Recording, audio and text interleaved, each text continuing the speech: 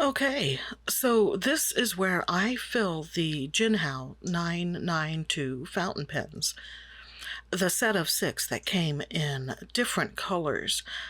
I've got my 0-calorie lemon lime soda on ice, and I am ready to roll. Look, this may end up being a 40-minute video, so there are going to be some breaks where I turn up the music to keep you all enthralled until the next gab section. If you're interested, you can see my first impressions in a previous video. But this is where the meat and potatoes are at, and I started out with brown. Brown? That's green. I filled this bright green pen with Diamine's green-black ink. Well, all of the inks for these pens are going to be filled with Diamine because I have 6 of their 30 ml bottles in various colors, which were shown in a previous video.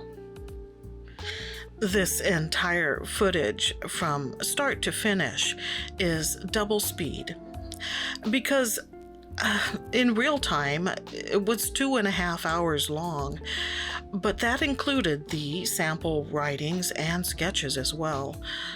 It was more than just filling. That would not take 2.5 hours. So a little later on, you'll get to see writing and drawing after the filling. I'll talk more about the ink colors at that time.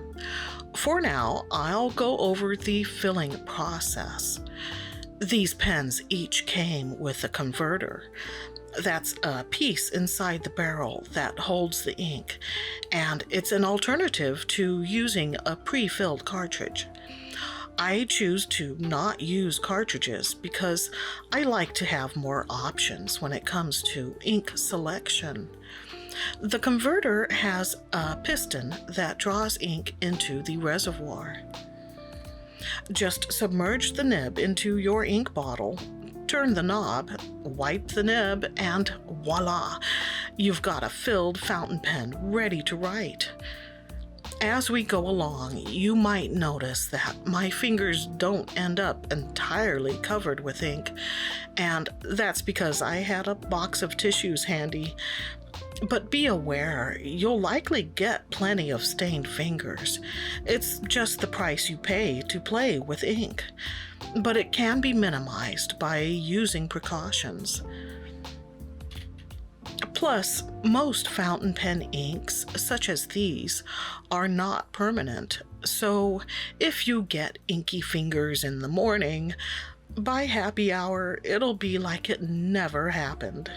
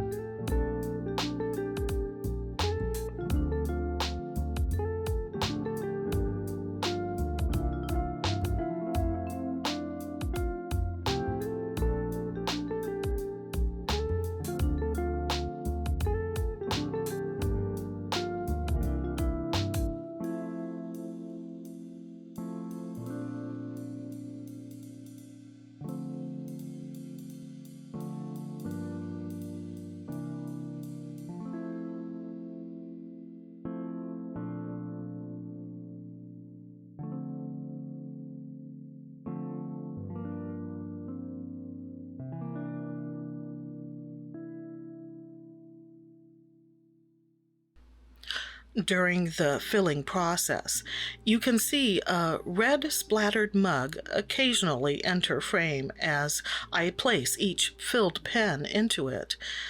That's a holiday gift which I received earlier last month. I've been using it in the studio for a couple of weeks. By the way, it came like that, all covered in blood. I mean, paint. Is it odd that when getting a new mug, the first thought that enters my mind is, yay, another pen holder? Seriously, I can never have enough mugs for all of the tools I keep in here. Small rulers, scissors, compasses, hole punchers, edge trimmers, X-Acto knives, nail files, click eraser refills, etc.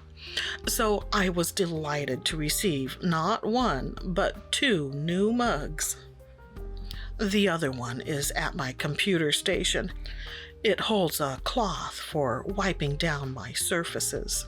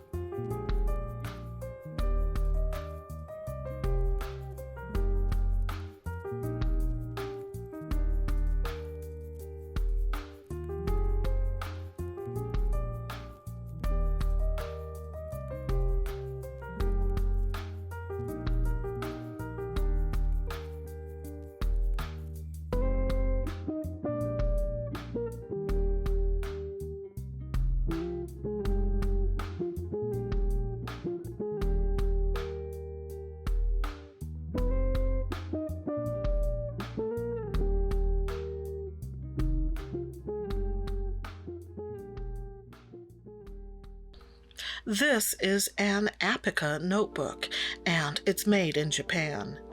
The size is 7 inches by 10 inches, I believe.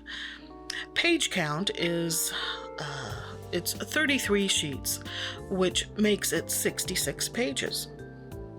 I think the current description on Amazon is confusing, though, as they describe it as having 33 pages. No, it's 33 sheets, which equals 66 pages. It came as a pack of 2 for about $10, so that makes it like $5 each. I've dedicated this one to for testing and demonstrating pens and inks. On the first page, I demonstrated my first fountain pen, the Pen BBS 494, with a fine nib and filled with Diamine's sepia. By the way, that's the best croissant I've sketched to date.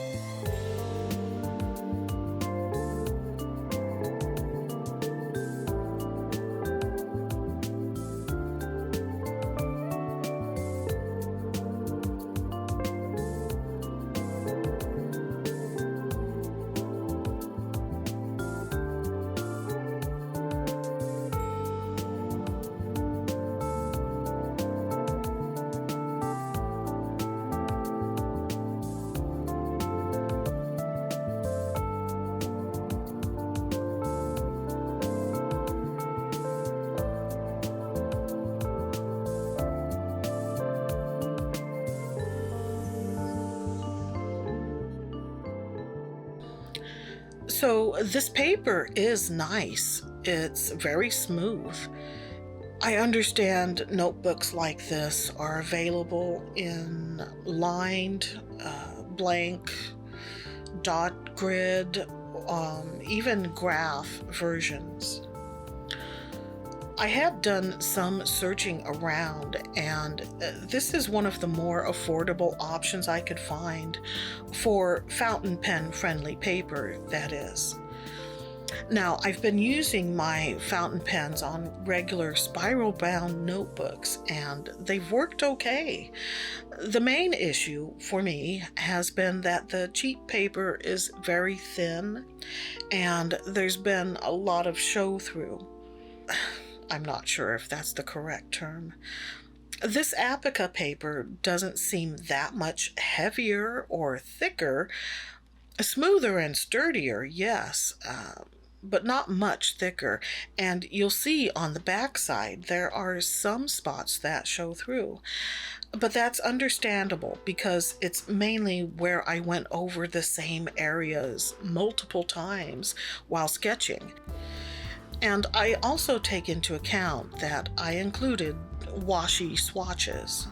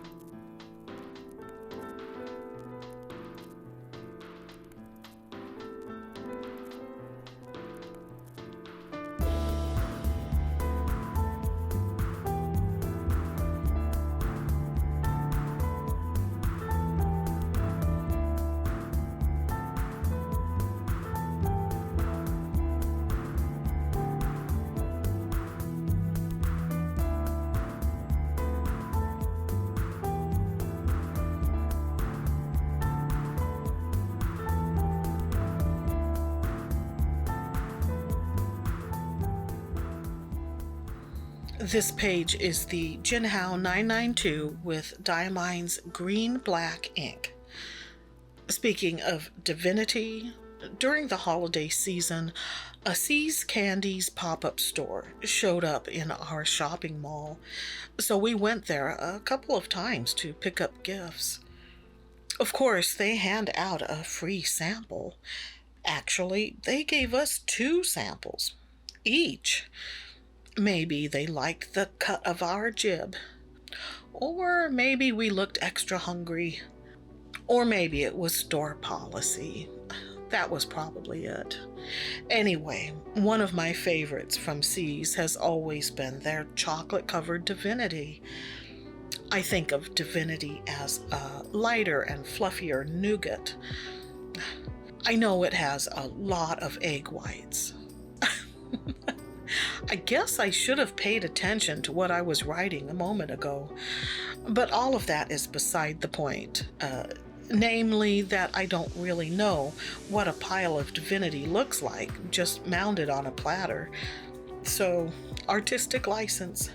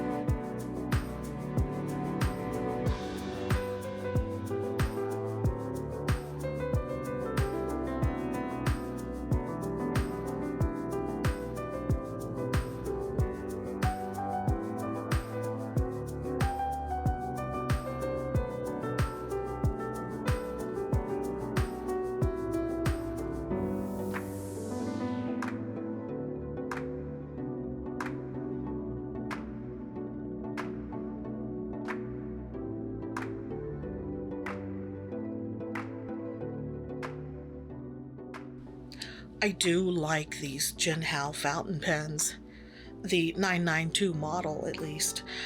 I may even like them more than my first pen, the Pen BBS 494, and I thought the Pen BBS 494 was a good pen. I didn't have any real issues with it, and I was using it pretty much daily. In fact, it's probably time for a refill. But it seems to me that these Jinhao 992s are just that much better. I also really like this Twilight ink from Diamine. I mean, it's not flashy, but I really like the dusty blue color. It's almost a denim-like shade. Man, I miss the days when I could rock a pair of skinny jeans back in the 1980s when I was 120 pounds. My favorite was the Gloria Vanderbilt ones I'd gotten from the Bon Marché bargain basement. That makes it sound like I stole them. I purchased them, all legal-like, at a ridiculously reduced price, of course.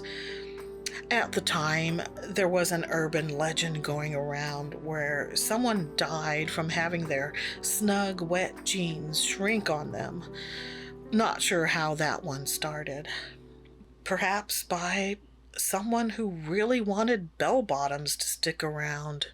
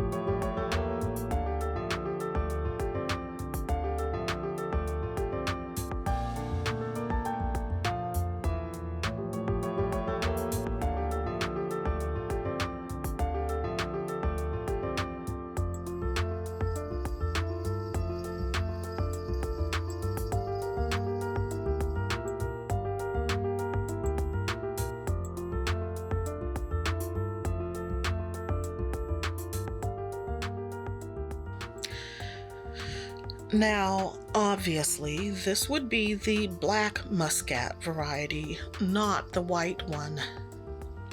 Muscat Love is, of course, referencing the 1970s pop song Muskrat Love by the Captain and Tennille. If you were around in the 70s, you probably saw them on TV. They had a variety show. Well, everybody had a variety show back then. But they were not a one-hit wonder. They had several really big hits, including Love Will Keep Us Together and Do That to Me One More Time.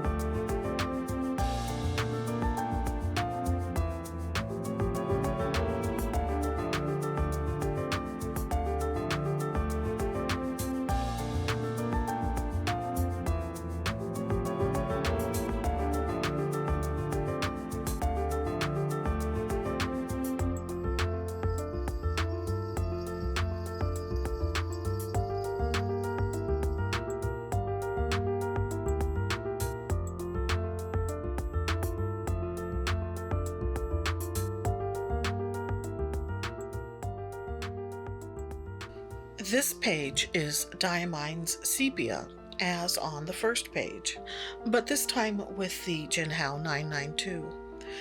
One of the reasons I love sepia as a color is, yeah, I'm drawn to browns, but also for a long time I was really into Victorian things, and sepia tone photography was big back then. I understand photos were treated that way for practical reasons rather than aesthetic ones. Oh, pretzels. I love a big, soft, salty pretzel. You can see a few spots where the ink showed from the other side, but like I said earlier, that's from where I go over the same areas while sketching. This is the back side. The front side was the muscat grapes. Under normal writing circumstances, you probably wouldn't be seeing that sort of show through. So as a writing notebook, I think this would be fine. The surface is more slick than I'm used to, but I think the samples, both in writing and drawing, show very well. Am I thrilled to spend $5 on a 66-page notebook? No, but I also don't think it's overpriced.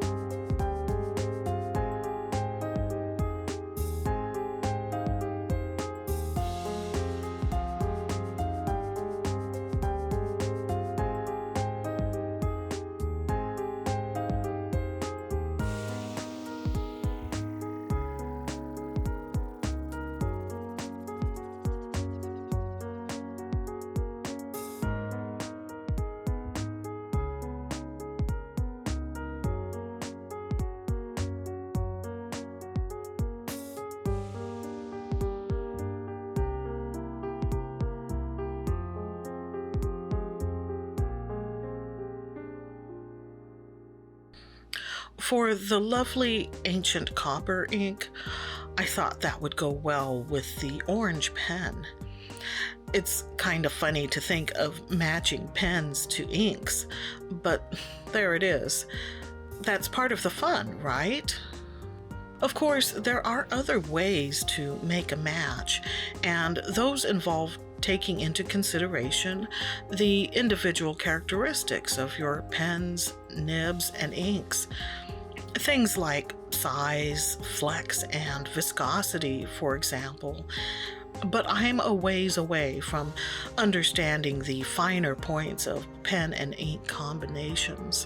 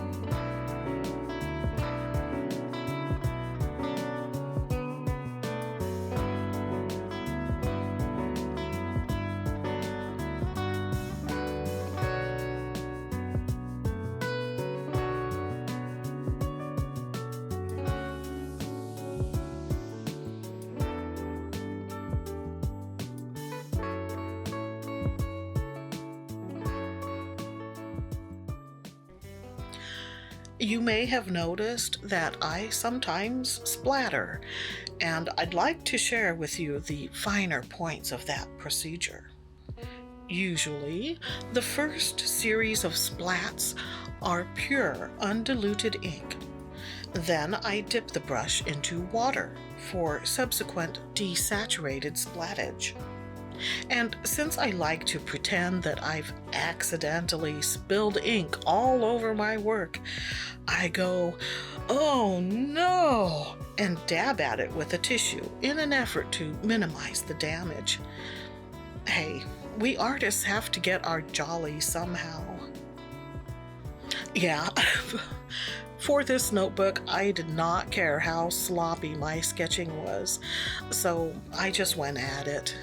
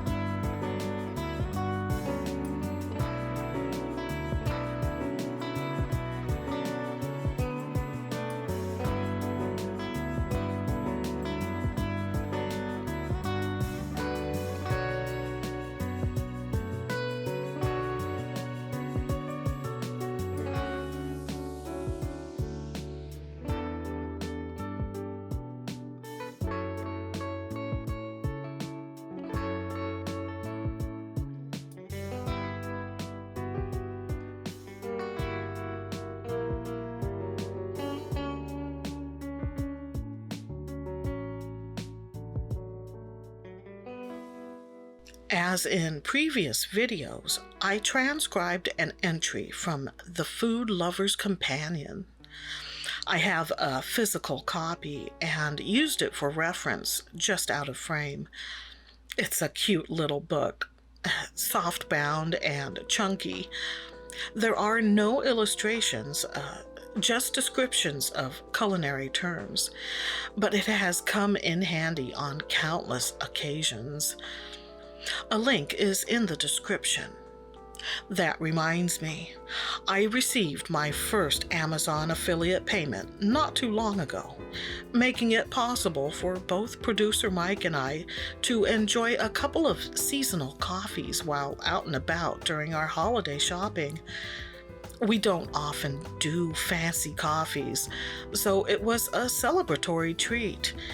And believe me, it wasn't easy getting there. Amazon rejected my trial applications 6 times before finally accepting me as a legitimate affiliate.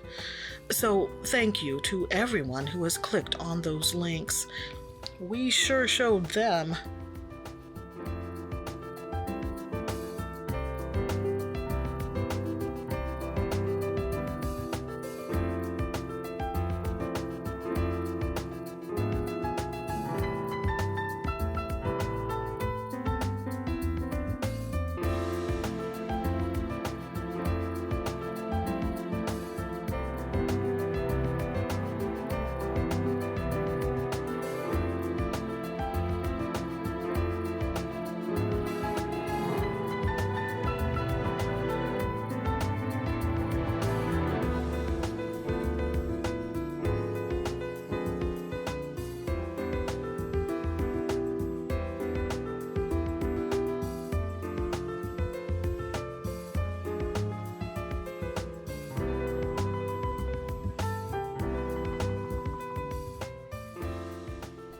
Something that might put people off from trying a fountain pen could be the certain amount of fussiness involved, I guess. With ballpoints, if one doesn't work, you just toss it and pull another from the 12-pack. They're that cheap, and you'll eventually find one that works. With very few exceptions, fountain pens are not that cheap or disposable. For many people, even an entry-level fountain pen is an investment. I think of entry-level as under $20, but you'll likely get different ranges from other pen people. But back to what I mean by fussiness. There's just more involved in operating and maintaining these things. I'm going to spoil a future video by letting you know I was gifted a TWSBI VAC 700R, something which is currently beyond my budget, and it came with tools and spare parts. Thankfully, my first experience with fountain pens was the simpler, less intimidating Pen BBS 494. But I think these Jinhao 992s are an even better starting point for newbies. As for the TWSBI VAC 700R, expect to see that video later this month.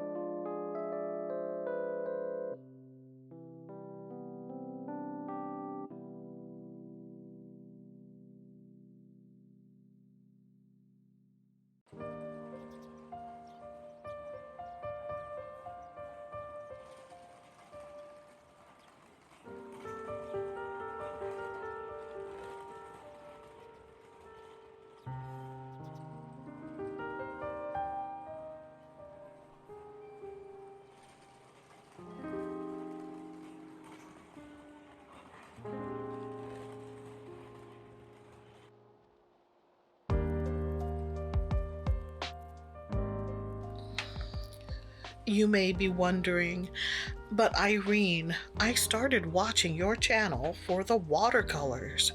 What's going on? Oh, I'm still into watercolors, but I'm also currently infatuated with inks, fountain pens, and collaging. Plus, once word got around that I was interested in this stuff, several family members gifted me some new pens. So there's more pen content coming. But there's also more watercolor stuff.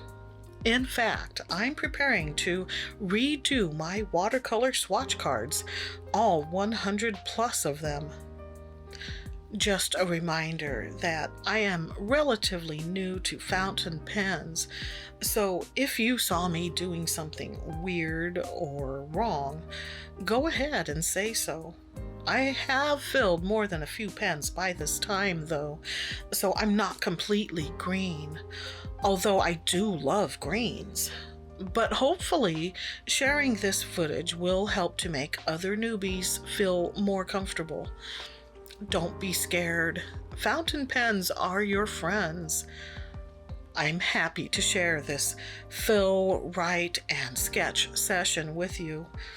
And until next time, stay artsy, my friends.